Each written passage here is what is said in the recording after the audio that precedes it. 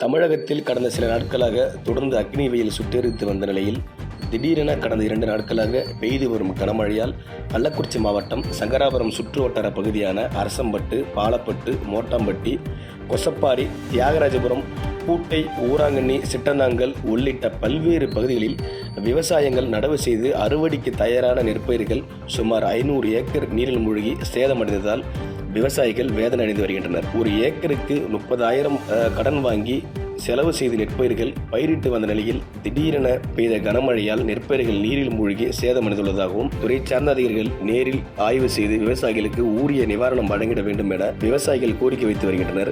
மேலும் விவசாயிகள் கூறுகையில் விவசாயம் சாகுபடி செய்வதற்காக வட்டிக்கு கடனுடன் வாங்கி விவசாயம் செய்வதாகவும் தற்போது கனமழை பெய்ததால் நஷ்டஈடு ஏற்பட்டதாகவும் இந்த நஷ்டஈடு சரி செய்வதற்கு அரசு உரிய நிவாரணம் வழங்க வேண்டும் என விவசாயிகள் கண்ணீர் மல்க கோரிக்கை வைத்து வருகின்றனர். ஒரு ஏக்கருக்கு 30,000 ஆகுது. 30,000 ஆகுது, ஒன்றுமே இல்லாமல் போச்சு.